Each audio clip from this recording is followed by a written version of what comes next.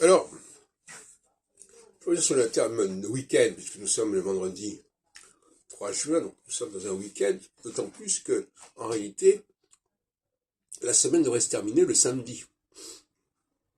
Si on suit le nom des planètes, les noms planétaires des jours de la semaine, le samedi c'est Saturne, et après on a à nouveau les luminaires, le soleil, la lune, etc.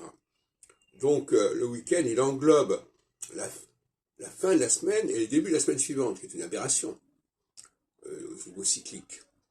Ça correspond à deux principes complètement différents, la fin de quelque chose et le début de quelque chose. Donc la fin de la semaine c'est vendredi et samedi. Et le début de la semaine c'est lundi, la lune, mardi. Alors c'est d'abord le dimanche, donc le soleil, Sunday, la lune, Monday, lundi, pareil, mercredi, jeudi, etc. Mardi, mercredi, jeudi, vendredi et samedi, Saturne. Et après on recommence la nouvelle semaine, soleil, lune, etc., etc. Bon. Donc finalement, vous voyez bien que cette expression de week-end, elle est tout à fait fâcheuse, mais enfin on peut se demander aussi pourquoi les chrétiens... Alors, c'est une sorte de compromis entre le Shabbat du samedi et le jour du Seigneur du dimanche. Pourquoi pas? Mais qu'on ne fasse pas le mélange entre les deux, c'est quand même un problème. Hein. Parce que c'est un mépris de la cyclicité.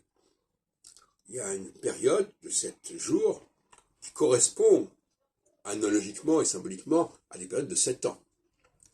De la même façon que la Lune a un cycle qui correspond numériquement au cycle de Saturne. 27 jours, 28 jours, 28 ans. Bon, alors je voudrais préciser quand même, puisque bon, que le Shabbat, qui fait partie des 10 commandements, est une mesure sociale avant tout, qui est là pour protéger les opprimés, les employés, les esclaves. Quand on dit vous ne travaillerez pas, ça ne s'adresse pas aux... Le mot travailler d'ailleurs a été mal traduit, mal rendu. Le travail, c'est le travail salarié, le travail de l'esclave qu'il faut protéger par le Shabbat. C'est pas l'interdiction de faire un quelconque travail. Si par exemple je fais moi-même la cuisine, je ne travaille pas pour quelqu'un. Donc c'est bien le travail prolétaire qui est protégé par le Shabbat, c'est pas le travail tout simplement. Alors, d'ailleurs c'est intéressant, le mot travail est souvent employé de manière tout à fait aberrante, à plusieurs titres. Soit on le prend dans un sens très strict, c'est-à-dire le travail c'est quelqu'un qui est employé et payé pour faire quelque chose, et qui a une fiche de paye, et d'une certaine manière, socialement, on a l'impression que c'est ça qui compte. Le vrai travail, c'est celui qui est payé par quelqu'un.